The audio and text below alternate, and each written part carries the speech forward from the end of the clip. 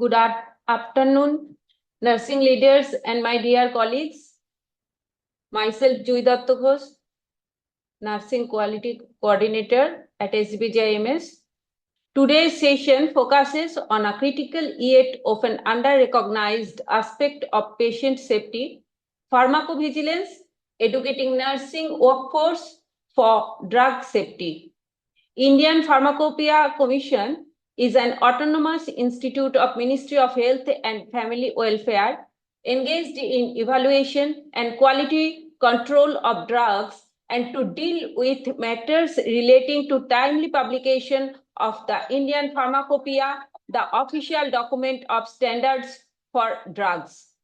Pharmacovigilance Program of India is Government of India's flagship drug safety monitoring program, which collects, collates, and analyzes drug-related adverse events. Adverse drug reaction is one of the leading causes of morbidity and mortality worldwide. Medications are essential to patient care, but they are also one of the leading causes of preventable harm worldwide.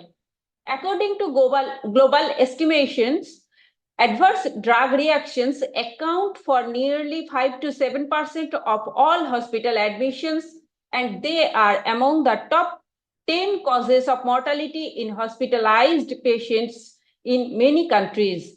The WHO reports that medication-related harm costs the global healthcare system billions of dollars every year, largely due to prolonged hospital stays, additional treatments, and avoidable complications.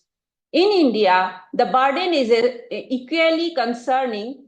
Studies indicate that 2 to 6% of hospital admissions are related to ADRs, and a significant proportion of these reactions are preventable. Reporting remains a major challenge, not because ADRs are rare, but because they are often missed, misinterpreted, and not documented. This gap directly affects patient outcomes, institutional quality indicators, and national pharmacovigilance data. Beyond clinical harm, ADRs create a substantial economic burden, increasing treatment costs, ICU admissions, length of stay, and litigation risk. More importantly, they erode patient trust and compromise the fundamental principle of healthcare. First, do no harm. This is where nurses become the cornerstone of patient safety. As frontline caregivers, nurses are the first to observe changes in patient condition, that is rash, hypotension, altered sensorium, or unexplained deterioration. Your vigilance, timely recognition, and accurate reporting can prevent escalation from a near miss to a serious adverse event or even mortality. Reporting ADRs, near misses, and adverse events is not about blame or punishment. It is about learning, system improvement, and prevention. Each report strengthens a safety culture, improves clinical protocols, supports national pharmacological vigilance, and aligns with NABH and global patient safety goals. In the patient safety angle, near-miss reporting is as important as reporting actual harm because it allows us to correct system failures before a patient is injured. A strong reporting culture reflects a high quality, transparent, and accountable healthcare organization. Today's session aims to enhance awareness, concept of PVPI, clarify the nurse's role in the ADR surveillance, and reinforce the importance of timely and accurate reporting as a professional, ethical, and quality responsibility. With this concept, I am inviting today's speaker, Mr. Ankit Kumar Singh, M.Pharma. He has been serving in the PVPI as Pharmacovigilance Associate at SGPGI MS AMC Center. Prior to joining SGPGI MS, He worked in pharmaceutical companies and teaches B.Pharma students. Let us move forward with a shared commitment to safer medication practices, stronger reporting systems, and improved patient outcomes. Please join me in welcoming Mr. Ankit Singh. Thank you, ma'am. Thank you for inviting me. So, myself, Ankit Kumar Singh, and I am Junior Pharmacovigilance Associate working at Adverse Drug Reaction Monitoring Center, Sanjay Gandhi Postgraduate Institute of Medical Sciences under Pharmacovigilance Program of India,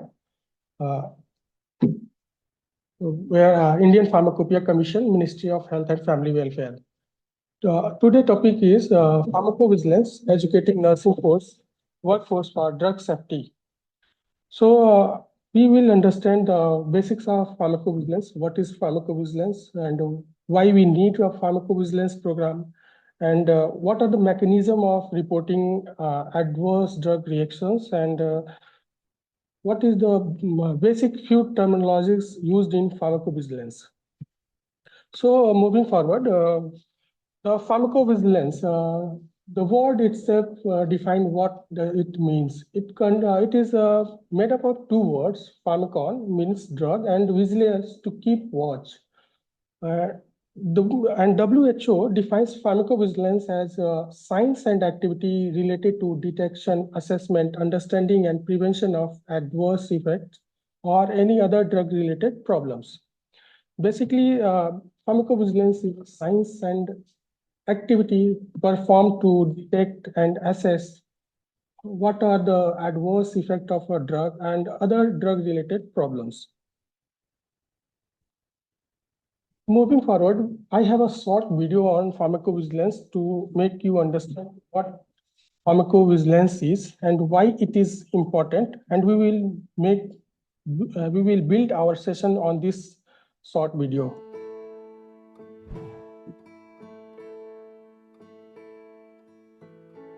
Before a prescription drug reaches your medicine cabinet, regulators and researchers work to make sure that it's not just effective, but also safe for you to take. Yet data shows that as many as 1 out of every 3 drugs approved in the United States has safety issues. How is this possible? Clinical trials cannot possibly represent every type of patient who might eventually take the drug, and some side effects are so rare that they simply do not occur in the course of a clinical trial. This means that monitoring drugs' impact on patients must continue, even after drugs are approved and available. That requires a process known as pharmacovigilance. Pharmacovigilance involves 3 basic steps. First, collecting information on side effects. Patients can report to their healthcare provider or directly to the drug company. Both can then convey the information to the Food and Drug Administration. Second, reviewing clinical data.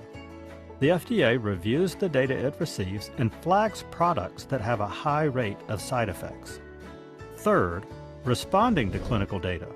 If the FDA has a safety concern, it may evaluate the drug further or take regulatory action, such as updating the drug's label or communicating findings to the public.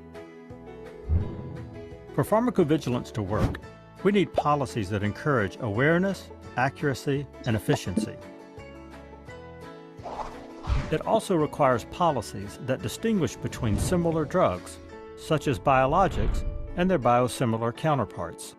Names, billing codes, and labels that are specific to each individual drug can encourage accurate, timely monitoring of side effects. Ensuring that drugs are safe in real-world use is an ongoing challenge. Policies that support strong pharmacovigilance allow patients and their healthcare providers to effectively use drugs that treat their medical conditions and improve their day-to-day lives.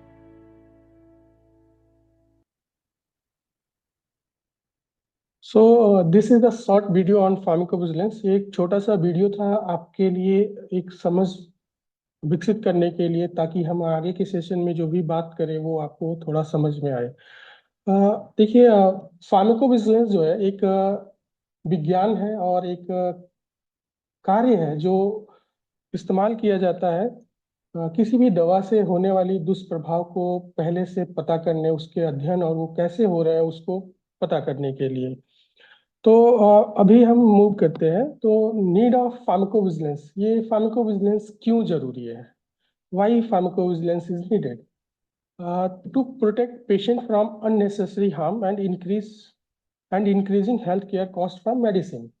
So basically pharmacovigilance इसलिए जरूरी है ताकि किसी भी patient को harm से, unnecessary harm से उसको प्रोटेक्ट किया जा सके और हेल्थ केयर जो कॉस्ट है उसको बढ़ाने से रोका जा सके।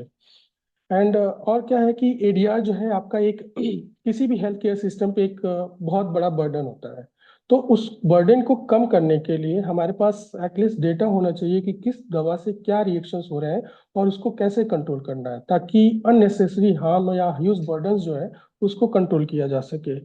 Insufficient evidence of safety of a drug from clinical trials. Basically जो हमने वीडियो में देखा कि उन्हें बताया गया कि जो भी क्लिनिकल ट्रायल्स होते हैं वो हर एक पेशेंट को मिमिक नहीं कर सकते, वो हर एक पेशेंट को रिप्रेजेंट नहीं करते हैं। तो जो क्लिनिकल डेटा है सेफ्टी रिलेटेड, वो एक क्लिनिकल ट्रायल में थोड़ा सा कमी होता है उसमें।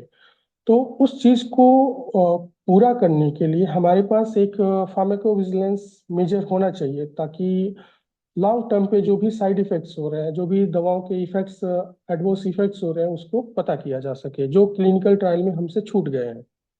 For signal detection and risk minimisation measure and this pharmacovigilance जो कंटिन्यूअस वर्क होता है, कंटिन्यूअस मॉनिटरिंग होती है, इसके थ्रू हम सिग्नल्स जनरेट कर सकते हैं। मतलब कि कुछ ऐसे साइड इफेक्ट जो पहले कभी नहीं रिपोर्ट किए गए हैं मेडिसिन से, उनको हम टाइमली आइडेंटिफाई कर सकते हैं और उनसे होने वाले रिस्क को हम कम कर सकते हैं।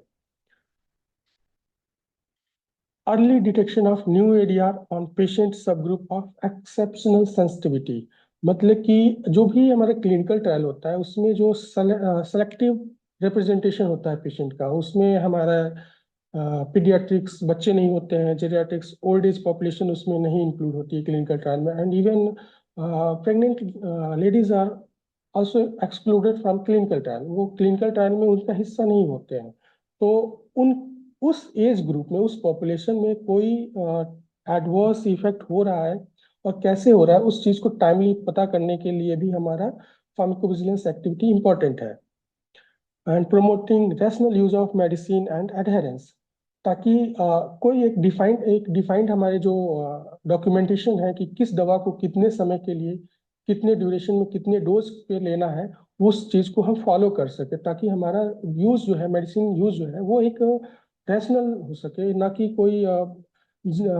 कोई लंबे समय तक बिना जानबूझ के ना ले सके। इस तरीके के इंसिडेंट्स को भी कम किया जा सके और लोगों को एडहेरेंस, वो लोगों का दवा लेने का समय है उसको दवा दवा टाइम से ले सके लोग। And to support regulatory agency for decision making process for safe use of medicine. अगर हम फार्माकोविजिलेंस एक्टिविटी हम परफॉर्म करते हैं तो वो एक हमारे पास एविडेंस जनरेट करते हैं, ताकि जो हमारी रेगुलेटरी बॉडीज है, जैसे कि इंडिया में CDSCO, central drug standard control organisation, वो कोई भी रेगुलेटरी डिसीजन एविडेंस बेस्ड ले सके। मतलब एविडेंस बेस्ड होना चाहिए कि हमारे पास की दवा क्या है, उसकी क्या साइड इफेक्ट हो रहा है और उसको कैसे हम सेफ यूज कर सकते हैं, उसके प्रति हमारे पास एविडेंस क्या होता है। And boosting public confidence for safe and proper use of medicine. और फार्माकोविजिलेंस एक्टिविटी से आप पब्लिक के कॉन्फिडेंस को आप बढ़ा सकते हैं दवाओं के प्रति, और दवा का उचित उपयोग भी किया जा सकता है। और क्या है कि एथिक्स, जैसे कि आप सब जानते हैं कि मेडिकल में एथिक्स बहुत ही इम्पोर्टेंट होता है। तो एंड एथिक्स में क्या है कि अगर आपको कुछ दवा के बारे में आपको साइड इफेक्ट की जानकारी है, और लेकिन आप वो साइड इफेक्ट की जानकारी अगर आप टाइमली लोगों तक नहीं पहुंचा रहे हैं, तो फिर ये एक आपके आपके कार्य और आपसे एक ये अनएथिकल काम आप कर रहे हैं। तो जो भी दवा का साइड इफेक्ट होता है वो आप अपने तक सीमित नहीं रख सकते, वो एक लार्ज पॉपुलेशन को जानना चाहिए कि किस दवा से क्या साइड इफेक्ट लोगों को हो रहे हैं, क्या दवा के रिएक्शंस हो रहे हैं। तो वो अपने तक सीमित रखना एक अनएथिकल प्रैक्टिस होता है। तो इसको आप टाइमली रिपोर्ट कर सकते हैं। कोई भी पेशेंट हो सकते हैं, हेल्थ केयर प्रोफेशनल हो सकते हैं, मैन्युफैक्चरर हो सकते हैं, या अथॉरिटीज हो सकते हैं। इसमें ये सभी लोग जो भी दवा के संपर्क में आ रहे हैं, इन सब की एथिकल जरूरत होती है, एथिकल इम्पोर्टेंस है कि वो दवा की साइड इफेक्ट को रिपोर्ट करें। कुछ टर्मिनोलॉजीज और टूल्स यूज्ड इन पीबी की फार्माकोविजिलेंस को समझने के लिए आपको कुछ बेसिक टर्म्स हैं जो आपको समझने चाहिए। तो मेरा एक क्वेश्चन है कि adverse drug reaction versus adverse event, ये दोनों क्या एक ही है या दोनों अलग अलग चीजें हैं? क्या कोई बता सकता है? Please unmute.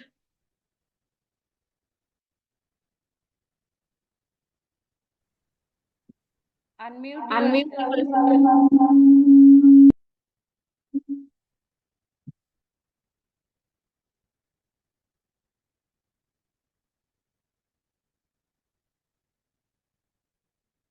Okay, moving forward, हम अब समझते हैं कि एडवर्स ड्रग रिएक्शन और adverse event.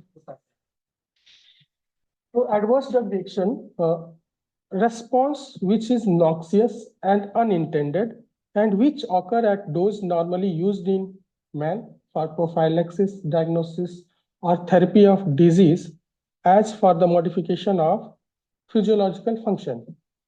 Adverse drug reaction वो उस इवेंट को बोलते हैं, जो हार्मफुल इवेंट को बोलते हैं, जो थेरेप्यूटिक डोज के इस्तेमाल से पेशेंट या ह्यूमन में हो रहे हैं, जिसका इस्तेमाल डायग्नोसिस और ट्रीटमेंट के लिए हम करते हैं। किसी भी ड्रग को ट्रीटमेंट के लिए हम करते हैं। बेसिकली क्या है कि एडवर्स ड्रग रिएक्शन समझने के लिए आप ये समझिए कि हार्मफुल इवेंट है और थेरेप्यूटिक डोज पे हो रहा है, और उसमें एक टाइम रिलेशनशिप प्रेजेंट है हार्मफुल इवेंट में और डोज टेकन में। कोई भी मेडिसिन अगर आप उसकी थेरेप्यूटिक डोज लेते हैं, नॉर्मल डोज ले रहे हैं, और उस डोज पे अगर आपको कुछ हार्मफुल इफेक्ट हो रहे हैं आपके शरीर में, तो उस चीज को बोलते हैं हम एडवर्स ड्रग रिएक्शन। दूसरा है एडवर्स इवेंट। एडवर्स इवेंट क्या होता है कि कोई भी untoward medical occurrence that may present during treatment with pharmaceutical product but which does not necessarily have a causal relationship with it। मतलब कि आप दवा ले रहे हो, थेरेपी ले रहे हो, आप फार्मास्यूटिकल प्रोडक्ट आप ले रहे हो, और उस ड्यूरेशन में अगर आपको कोई भी अनटुवर्ड ऑकरेंस होता है, कोई भी अनटुवर्ड ऑकरेंस होता है आपको या पेशेंट को, थेरेपी चल रही है, मेडिकल अनटुवर्ड ऑकरेंस हो रहा है, लेकिन आप जो इवेंट है वो आप डायरेक्टली कंट्रीब्यूट नहीं कर सकते हो कि जो इवेंट है वो दवा के कारण ही है। अगर ऐसा नहीं आप बता सकते हो तो उस इवेंट को बोलते हैं एडवर्स इवेंट। बेसिकली ये एक वेन डायग्राम है जिससे आप समझ सकते हैं कि एडवर्स इवेंट या एडवर्स ड्रग इवेंट जो है मेडिकल में बहुत बड़ा ही हिस्सा होता है, और एडवर्स ड्रग रिएक्शन जो है उस एडवर्स इवेंट का एक छोटा सा पार्ट है। सभी एडवर्स इवेंट आपके ड्रग रिएक्शंस नहीं हो सकते हैं, लेकिन सभी एडवर्स ड्रग रिएक्शंस आपके एडवर्स इवेंट हो सकते हैं। ठीक है, तो एडवर्स इवेंट में क्या है कि आप वहां पे रिलेशनशिप नहीं बता सकते दवा से और इवेंट का, लेकिन एडवर्स ड्रग रिएक्शन में आप एक रिलेशनशिप आप इस्टेब्लिश कर सकते हो। बेसिकली डिफरेंस बस इसी चीज का है। नेक्स्ट है सीरियस एडवर्स ड्रग रिएक्शन और event. Serious adverse drug reaction मतलब कि ऐसे रिएक्शन जहां पे ऐसे अनटुवर्ड ऑकरेंस जिससे पेशेंट की डेथ हो जाए, या फिर पेशेंट को लाइफ थ्रेटनिंग कंडीशन में पहुंचना पड़े, या फिर पेशेंट को लंबे समय तक हॉस्पिटलाइज्ड होना पड़े, या फिर ट्रीटमेंट के लिए हॉस्पिटल आना पड़े। और क्या है कि ऐसे इवेंट जिससे पेशेंट को कोई डिसेबिलिटी कॉज हो जाए, या फिर बर्थ डिफेक्ट हो जाए, मदर के थ्रू बच्चे में बर्थ डिफेक्ट अगर हो रहा है, तो इस चीज सब कंडीशंस को बोलते हैं serious adverse drug reactions. Next है unexpected adverse drug reaction. UAR इसको बोलते हैं, unexpected adverse drug reaction. Basically इस unexpected reactions are those reactions which are not given in patient information leaflet or in summary of product characteristic। अगर उस leaflet में patient information leaflet जो medicine के साथ आता है या फिर उस प्रोडक्ट का जो समरी प्रोडक्ट कैरेक्टरिस्टिक है, अगर उसमें वो रिएक्शन नहीं मेंशन है तो उसको बोलते हैं unexpected adverse drug reaction. Next है आपका suspected unexpected serious adverse drug reaction. सूसा suspected unexpected serious adverse drug reaction इसको बोलते हैं। सीरियस एडवर्स ड्रग रिएक्शन जैसा कि डेफिनेशन में है, डेथ, लाइफ थ्रेटनिंग, हॉस्पिटलाइजेशन होना, या फिर कोई आपकी डिसेबिलिटी होना, या फिर बर्थ डिफेक्ट होना। अगर इस तरीके का कंडीशन हो रहा है जो कि आप सस्पेक्ट कर सकते हो कि इस मेडिसिन के कारण है, लेकिन वो एक्सपेक्टेड नहीं था, तो बोलते हैं उसको suspected unexpected serious adverse drug reaction. Finally है स्पॉन्टेनियस रिपोर्टिंग। ये स्पॉन्टेनियस रिपोर्टिंग सिस्टम आ रहा case report of adverse drug event or voluntary submission from healthcare professional and pharmaceutical manufacturer to PBPI or National Regulatory Authority। Basically ये एक reporting mechanism है pharmacovigilance में, जहाँ पे दवाओं के साइड इफेक्ट जो है वो health care professional, doctors, nursing staff या फिर फार्मासिस्ट, कोई भी अपनी इच्छा से दवाओं के साइड इफेक्ट को रिपोर्ट करता है। तो ये एक मैकेनिज्म है साइड इफेक्ट रिपोर्ट करने का to pharmacovigilance programme of India. And individual case safety report, इसको शॉर्ट फॉर्म में बोलते हैं ICSR। ये एक सोर्स डॉक्यूमेंट है जो फार्माकोविजिलेंस में इस्तेमाल होता है ताकि स्टैंडर्डाइज है और यूनिफॉर्म डॉक्यूमेंट है,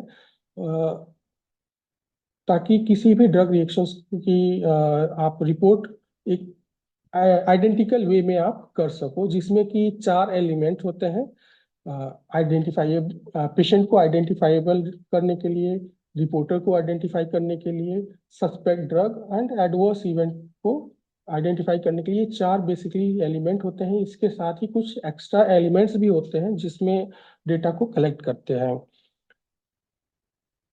और ये सेम डेटा जो है ICSR में जो फिल होता है वो WHO ग्लोबल डेटाबेस जो है VG बेस है, उसमें इसको मेंटेन किया जाता है।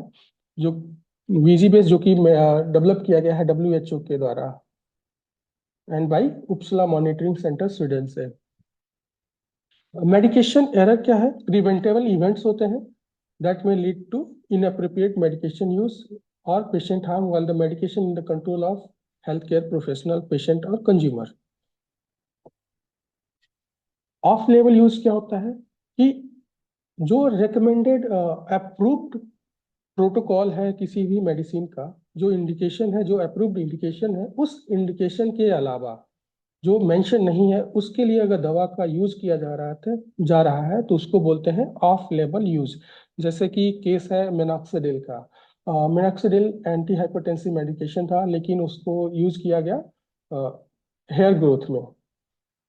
तो इस तरीके का जो इवेंट होता है उसको बोलते हैं of label use. And overdose का क्या होता है कि आप जानबूझ के या फिर अनजाने में लार्ज क्वांटिटी में अगर आप डोज ड्रग को इस्तेमाल कर रहे हैं जिससे कि आपको हार्म पहुंच सकता है, तो वो बोलते हैं ओवरडोज। एंड ड्रग मिसयूज क्या है कि आपने जो भी आपको दवा दी गई है उसके लिए आप इस्तेमाल नहीं कर रहे हैं। जो भी दवा का इंटेंडेड पर्पज है, उस पर्पज के लिए अगर दवा का इस्तेमाल नहीं किया जा रहा है, किसी अन्य पर्पज के लिए किया जा रहा है, तो वो होता है ड्रग मिसयूज। एंड इसमें क्या क्या आते हैं? अगर आप रॉन्ग डोज ले रहे हैं, आप दवा का जो ड्यूरेशन है, टाइम है, जो शेड्यूल उसको डिसाइड किया गया है उसके हिसाब से अगर आप दवा लेना भूल जा रहे हैं, या फिर पहले छोड़ दे रहे हैं, या फिर आप किसी दोस्त के द्वारा बताया जा रहा है तब आप दवा ले रहे हैं, तो ये सब ड्रग मिसयूज में आते हैं। एंड ये एक इम्पॉर्टेंट कारण है कि ड्रग रेसिस्टेंस के केसेस बढ़ते जा रहे हैं, bacterial drug anti microbial resistance के केसेस बढ़ते जा रहे हैं। एंड ड्रग एब्यूज, आप कंपल्सिव आप जानबूझ के ड्रग की हाई डोज ले रहे हो और आपकी एक हैबिट फॉर्मिंग सब्सटेंस आप यूज कर रहे हो ताकि आप एडिक्टेड रहो और डिपेंडेंसी उस पर बनती जाए, एंड आप विदाउट प्रेस्क्रिप्शन ले रहे हो। एंड इससे क्या होता है कि डेवलपमेंट ऑफ टॉलरेंस, आपकी दवा जो है आपके ऊपर काम करना धीरे धीरे बंद कर देता है। Lack of efficacy, unexpected failure of drug to produce the intended effect as determined by previous scientific investigation, कि दो डोज ड्रग का जो है आपका एफिकेसी, जो उसकी रिक्वायर्ड डोज है, उस डोज पे आपको थेरेप्यूटिक इफेक्ट नहीं मिल रहा है, तो उस चीज को बोलते हैं लैक ऑफ एफिकेसी।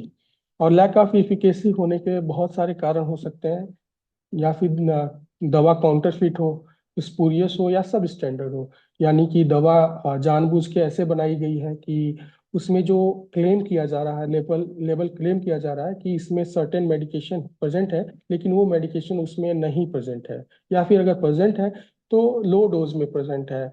इस तरीके के इवेंट्स होते हैं, जैसे कि सपोज दैट अगर आपको प्रिस्क्राइब किया गया है फ्यूरासेमाइड, और फ्यूरासेमाइड आपको इंजेक्शन देने के बाद से आप किसी पेशेंट को दे रहे हो, तो अगर वो इंजेक्शन लगने के बाद से आपको डिजायर्ड यूरिन आउटपुट अगर नहीं मिलता है, तो वो थेरेप्यूटिक फेलियर का केस है, वो लैक ऑफ एफिकेसी है। वो किसी भी कारण से हो सकता है उस बैच में, उस दवा में डिजायर्ड लेबल क्लेम के हिसाब से जो एपीआई है, एक्टिव फार्मास्यूटिकल इंग्रेडिएंट, वो प्रेजेंट नहीं है, या फिर अगर प्रेजेंट है तो लो डोज में प्रेजेंट है, कुछ भी कारण हो सकता है।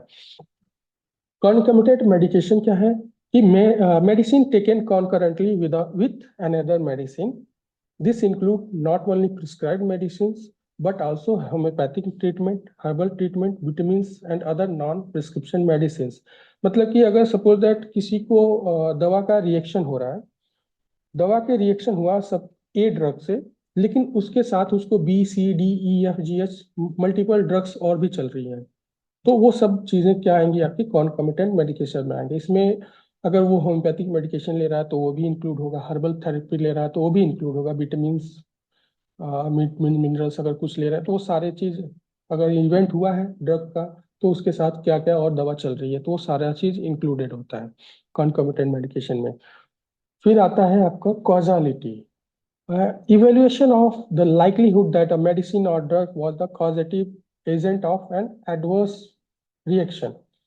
बेसिकली ये एक इवेल्युएट किया जाता है, कॉजालिटी मतलब कि इवेल्युएट किया जाता है कि क्या जो भी इवेंट रिपोर्ट किए जा रहे हैं, क्या ये इवेंट, एडवर्स इवेंट, क्या ये इवेंट दवा के द्वारा ही है या फिर कोई अन्य कारण है। Did the drug do it, क्या ये दवा के कारण है या फिर किसी अन्य कारण से है, क्या कोई पैथोफिजियोलॉजिकल कंडीशन है उसके कारण है, या फिर ड्रग के कारण है। जो लेकिन अगर आप रिपोर्ट करते हो, अगर आप ड्रग इवेंट्स को रिपोर्ट करते हो, तो वो ये आपको करने की जरूरत नहीं होती है, कॉजालिटी आपको करने की जरूरत नहीं होती है। कॉजालिटी टीम होती है, वो डॉक्टर्स की टीम होती है, वो करते हैं। लेकिन अगर आप as a health care professional अगर आप ड्रग रिएक्शंस को रिपोर्ट कर रहे हो, तो आपको कॉजालिटी करने की जरूरत नहीं है। आप सिंपली ड्रग रिएक्शंस को आप रिपोर्ट कर सकते हो, अगर आप कॉजालिटी करने की जरूरत नहीं है। मूविंग फॉरवर्ड, अब समझते हैं कि ये सब तो बेसिक चीज हो गई कि क्यों जरूरी है, और कुछ टर्मिनोलॉजी है। तो आप सब जानते हैं कि कोई भी दवा जो है क्लिनिकल ट्रायल्स में होके गुजरती है, उसकी कुछ लाइफ पीरियड होती है, लाइफ साइकिल ऑफ ड्रग होता है। पहले होता है ड्रग डिस्कवरी स्टेज, होता है लैब में सिंथेसिस की जाती है। फिर आता है डेवलपमेंट स्टेज, जहाँ पे पहले एनिमल स्टडी की जाती है, उसके बाद से एप्लीकेशन सबमिट की जाती है, investigational new drug application submit करते हैं रेगुलेटरी बॉडीज को। फिर से वहां से अप्रूवल मिलने के बाद से आपका ह्यूमन क्लिनिकल ट्रायल फेज 1 शुरू होता है। उसके बाद से phase 2, phase 3, then phase 3 complete होने के बाद से फिर से आपको अप्रूवल, रजिस्ट्रेशन अप्रूवल मिलता है रेगुलेटरी बॉडी से न्यू ड्रग एप्लीकेशन। और उसके बाद से आपका दवा मार्केट में लॉन्च हो जाता है। उसके जब दवा मार्केट में लॉन्च हो जाता है तब शुरू होता है फेज 4, पोस्ट मार्केटिंग सर्विलांस। ये कुछ टाइमलाइंस है कि ड्रग डिस्कवरी स्टेज में क्या करते हैं।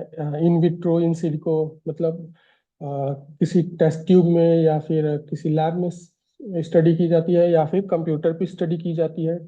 फिर से आता है आपका, जिसमें समय लगता है 3 से 5 साल का समय लगता है। फिर आता है प्री क्लिनिकल स्टडीज, जहाँ पे आपका दवा जो है टॉक्सिकोलॉजी स्टडी की जाती है, बेसिकली एनिमल्स पे की जाती है। इसमें 2 से 3 साल का समय लगता है। फिर आता है क्लिनिकल स्टेज, जिसमें आप फेज 1, 2, 3 स्टडी करते हो, एंड इसमें भी लगभग 6 से 7 साल लगते हैं। फिर आता है आपका दवा अप्रूवल होने के बाद से PMS, पोस्ट मार्केटिंग सर्विलांस, या फेज 4 ऑफ ड्रग ट्रायल्स। और ये लंबे समय तक चलता है। बेसिकली अगर न्यू ड्रग है तो उसके लिए 4 साल के लिए होता है, लेकिन दवा जो है लंबे समय तक यूज होता है, तो ये स्टेज लंबे टाइम तक चलता है। सेम कि क्यों हमें जरूरी है,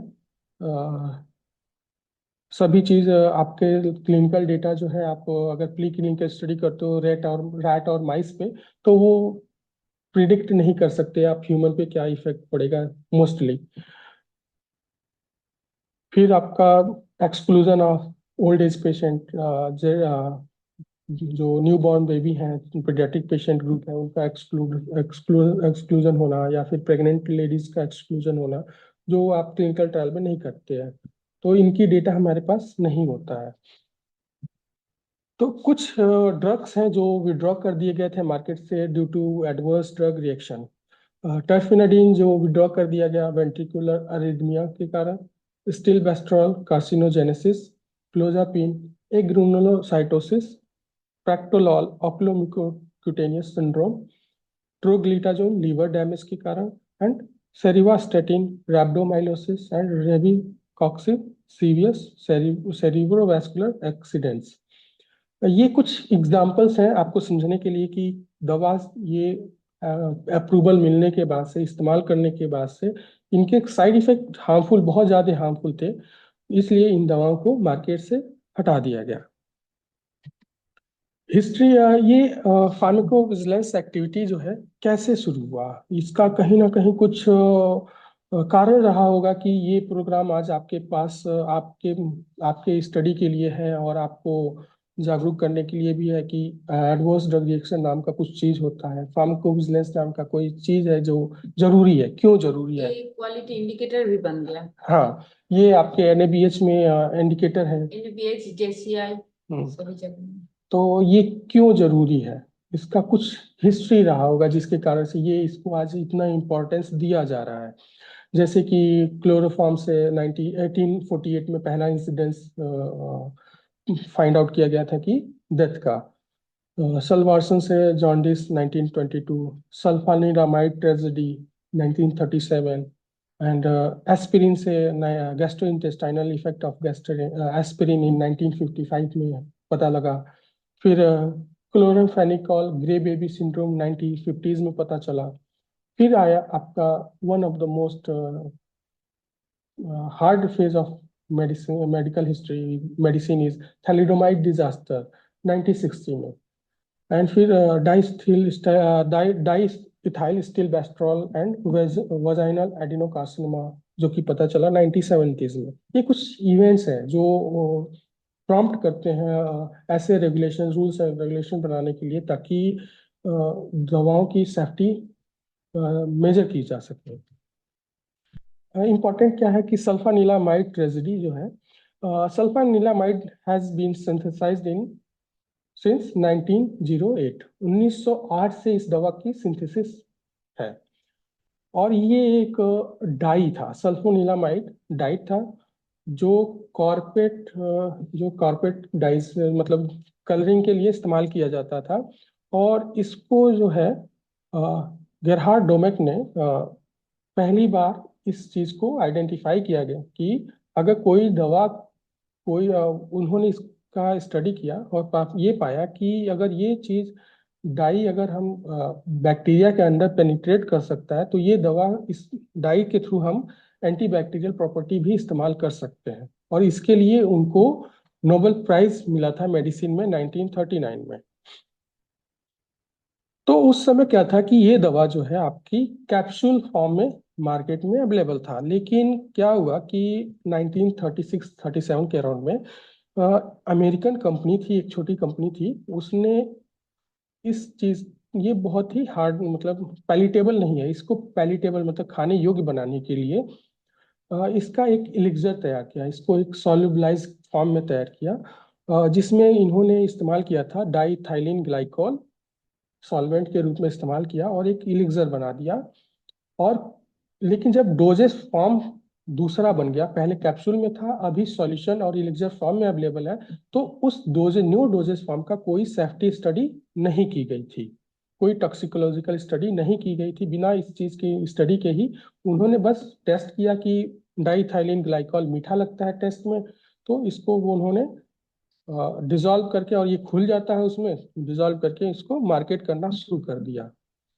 तो फिर क्या हुआ कि लगभग 170 लोग जो है इस सिरप के इस्तेमाल से किडनी फेलियर की वजह से डेथ हो गए, लिग्जस की वजह से डेथ हो गई। तो बाद में स्टडी किया गया तो पाया गया कि इथाइलिन ग्लाइकॉल जो है सॉल्वेंट है, और ये एक पोटेंट नेफ्रोटॉक्सिक है। इसके कारण आपकी किडनी डैमेज होती है। और इस दवा की मार्केटिंग से पहले कोई इस तरीके का स्टडी नहीं की गई थी, कि इसकी टॉक्सिकोलॉजिकल स्टडी नहीं की गई थी। और जो इसमें ज्यादातर जो इंसिडेंस हुआ, इसमें ज्यादातर बच्चों की डेथ हुई थी due to renal failure. Thalidomide disaster, one of the hard phases of medical history, जहाँ पे 1960 के अराउंड में मॉर्निंग सिकनेस के लिए इस दवा का इस्तेमाल किया गया था। और प्रेग्नेंट लेडी में मॉर्निंग सिकनेस के लिए इस्तेमाल किया गया। और ये पाया गया कि इस दवा के जो पहले 3 महीने में जिन्होंने भी इस्तेमाल किया था, उनके बच्चों में फोकोमिलिया नाम का एक कंडीशन डेवलप हुआ, सील लाइक लिम्स।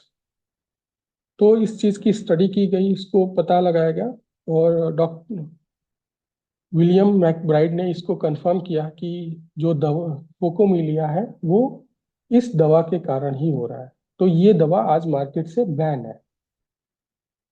ऑल्दो ये दवा स्टिल यूज होता है लेप्रोसी में, लेकिन हाईली रेगुलेटेड है, और प्रेग्नेंट, मतलब चाइल्ड बेयरिंग एज में जो फीमेल है उनको ये प्रिस्क्राइब नहीं करते हैं। इससे लगभग 10,000 से ज्यादा केसेस इसके मिले थे, कॉन्जेनाइटल लिम्ब डिफेक्ट्स के। फिर ये सब इंसिडेंट्स है जिसके कारण आपके फार्माकोविजिलेंस की जर्नी होती है। मोस्टली जो है आपका WHO का programme for international drug monitoring 1968 में आता है, जो कि थैलिडोमाइड डिजास्टर के बाद होता है।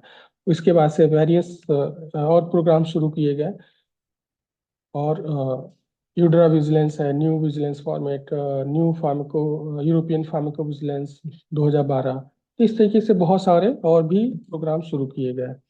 उसी प्रोग्राम का हिस्सा है आपका pharmacovigilance programme of India. इसमें भी 1986 से लेकर 2000 तक बहुत सारे प्रोग्राम शुरू किए गए, लेकिन one of the successful is 2010 initiative.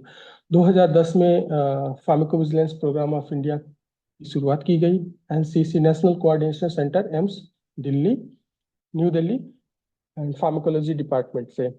उसके बाद से इसमें बहुत सारी चीज़ें ऐड की गई।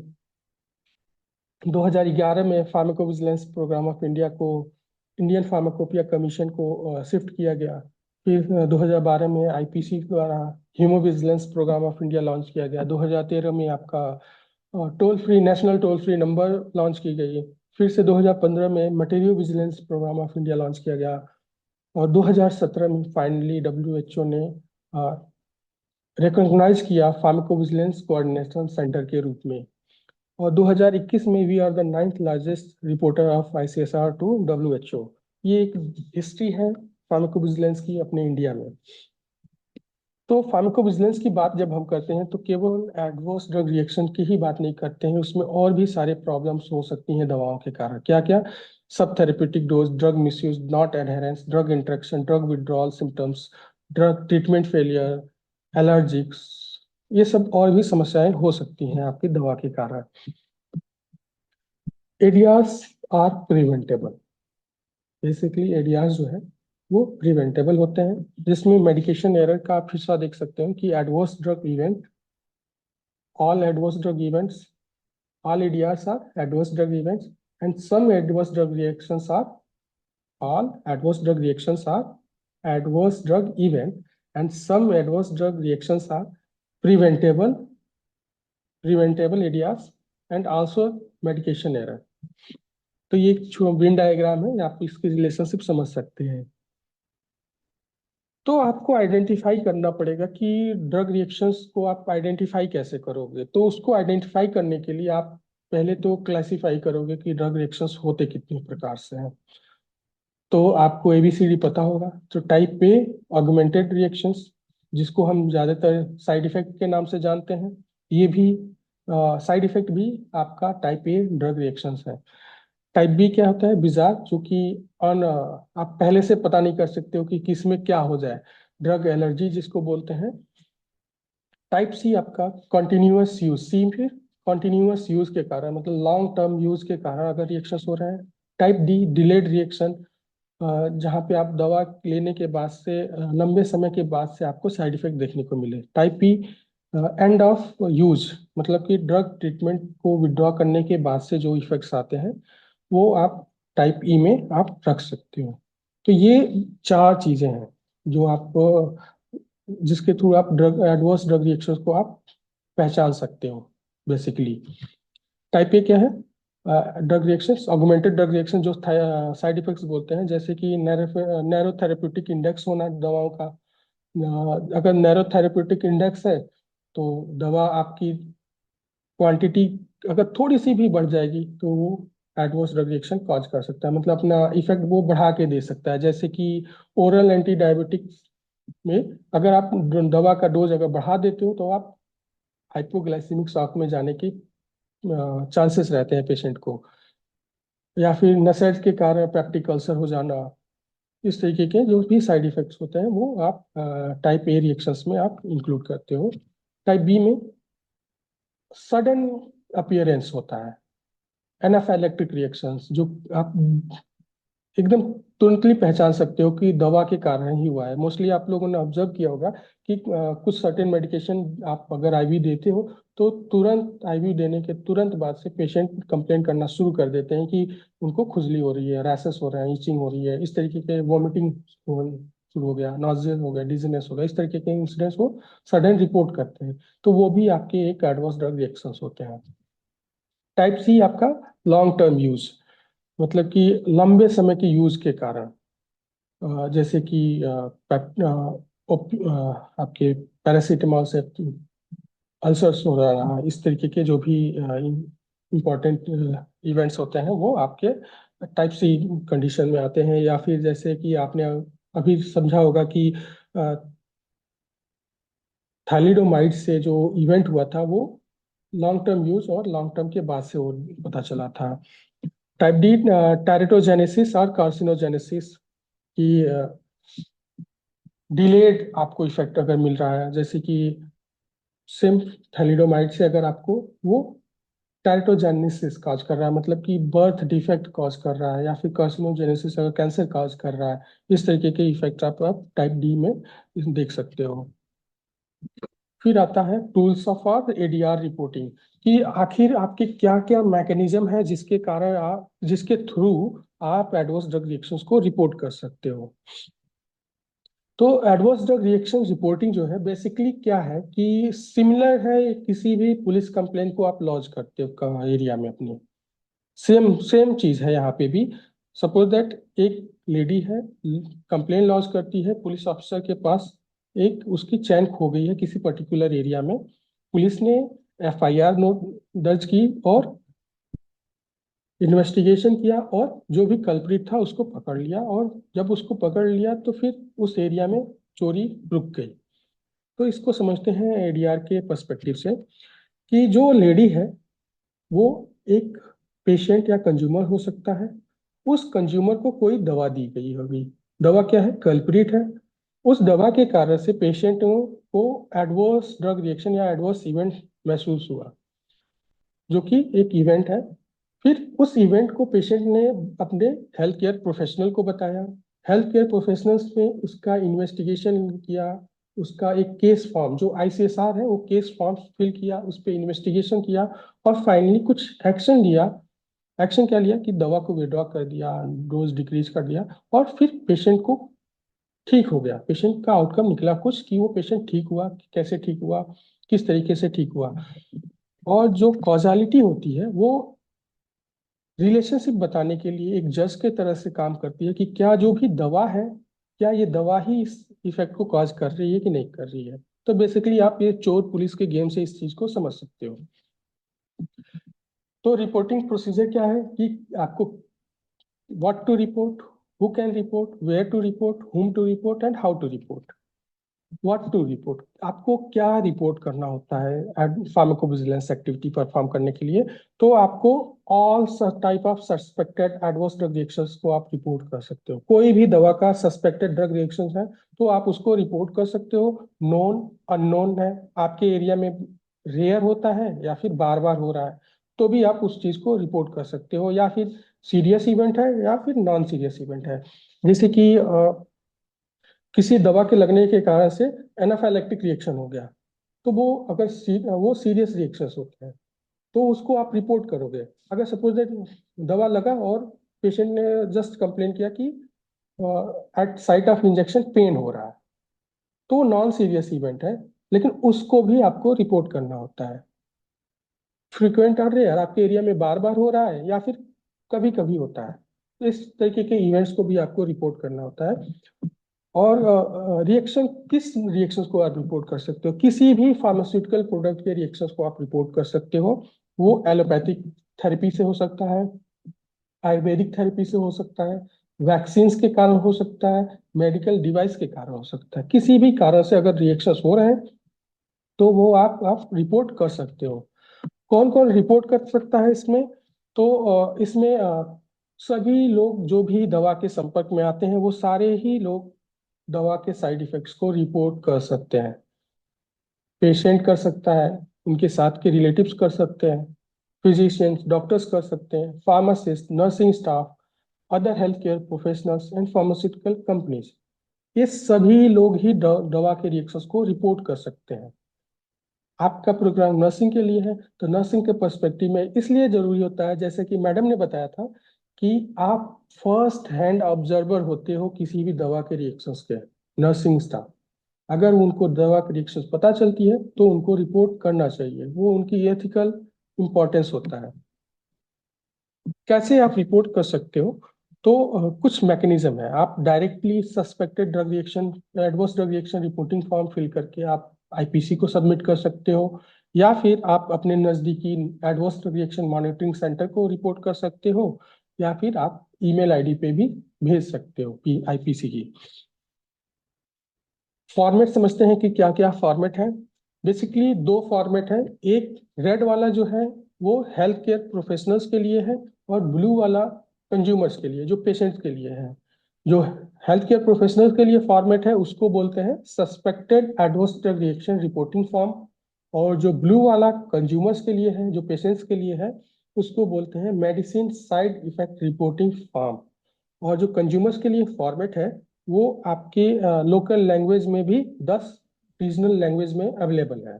हिंदी, गुजराती, कन्नड़, बंगाली, मलयालम, उड़िया, तमिल, मराठी, तेलुगु एंड असमीज, ये 10 लोकल लैंग्वेज में अवेलेबल है। मिनिमम रिक्वायरमेंट क्या है एडवर्स ड्रग रिएक्शंस को रिपोर्ट करने के लिए, तो मिनिमम रिक्वायरमेंट 4 चीजें अगर आपके पास है तो आप ड्रग रिएक्शंस को रिपोर्ट कर सकते हो। जैसे कि एक पेशेंट, आइडेंटिफाइबल पेशेंट, एक आप आइडेंटिफाई कर सको कि कौन पेशेंट है।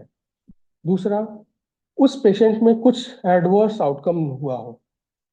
तीसरा, एक सस्पेक्टेड मेडिसिन है, एक या मल्टीपल हो सकते हैं, एटलीस्ट वन सस्पेक्टेड मेडिसिन होना चाहिए जिसके कारण से एडवर्स इवेंट हुआ हो।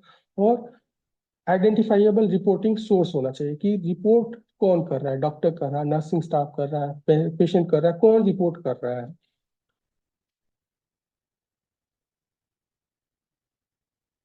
तो suspected adverse drug reaction reporting form for health care professionals की अगर हम बात करें तो ये 4 भागों में डिवाइडेड है। इस चारों सेक्शंस को हम शॉर्ट में समझते हैं कि क्या क्या डिटेल्स इसमें भरी जाती है।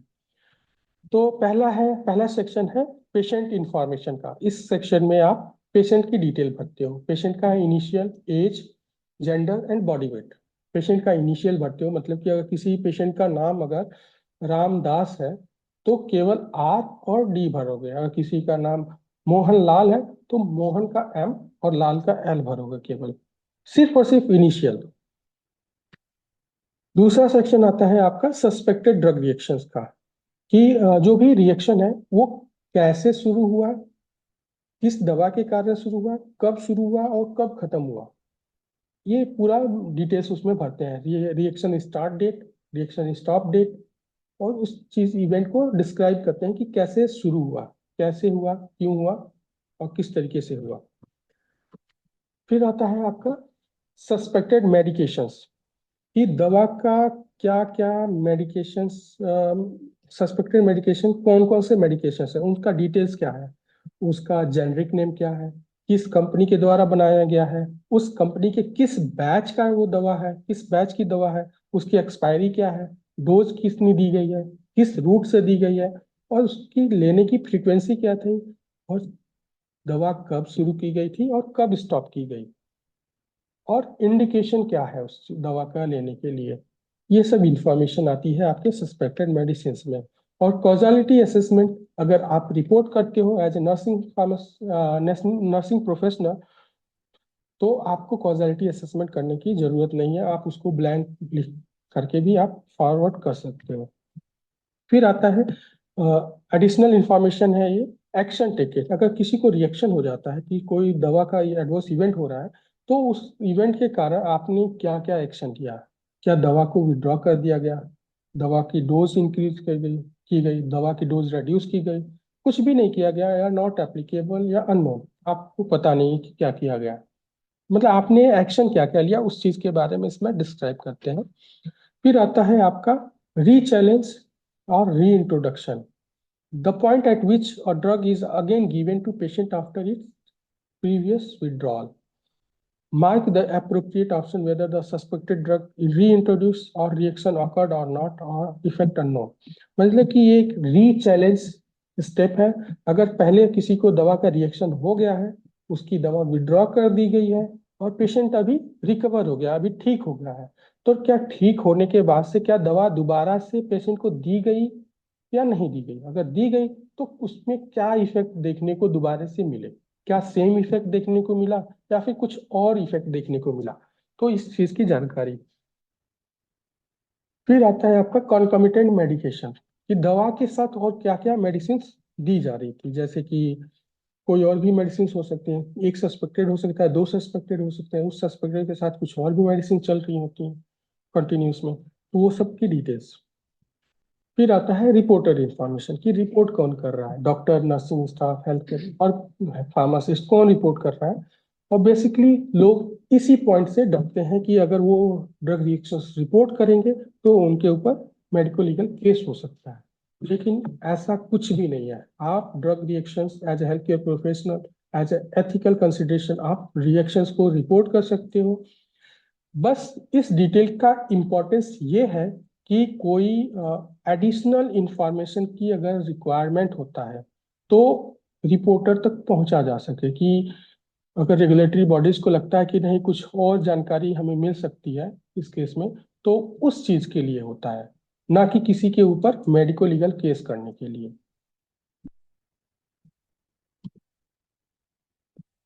एडिशनल इंफॉर्मेशन और क्या क्या रिक्वायर फॉर्मेट में है। रेलिवेंट इन्वेस्टिगेशन, कि कुछ इन्वेस्टिगेशन किया गया हो जहाँ पे वो बता सके कि दवा का रिएक्शन के कारण वो कंफर्म कर सके। जैसे कि अगर किसी को टीबी मेडिकेशन चल रही है और टीबी मेडिकेशन के कारण उनकी लीवर डैमेज हो रहा है, तो लीवर डैमेज को आइडेंटिफाई करने के लिए कोई उनको पेशेंट को लीवर फंक्शन टेस्ट हुआ है कि नहीं हुआ, और उसका वैल्यू क्या है, उस चीज को आप इसमें इंक्लूड करते हैं। रेलिवेंट मेडिकल हिस्ट्री या मेडिकेशन एलर्जी, पास्ट में उनकी मेडिकल हिस्ट्री क्या है, उनकी एलर्जिक कंडीशन क्या है, प्रेगनेंसी स्टेटस क्या है, इस सब चीज की इंफॉर्मेशन है। फिर आता है 14 serious reaction of seriousness of reaction, की रिएक्शन किस तरीके से है। जैसे कि अभी सीरियस एडवर्स ड्रग रिएक्शन का बताया था आपको कि उसके कारण अगर डेथ होता है रिएक्शन के कारण, लाइफ थ्रेटनिंग हो, हॉस्पिटलाइज होना पड़े या लॉन्ग टाइम स्टे करना पड़े, तो वो किस तरीके का रिएक्शन हुआ है पेशेंट को, तो उस चीज की इंफॉर्मेशन इसमें इंक्लूड की जाती है।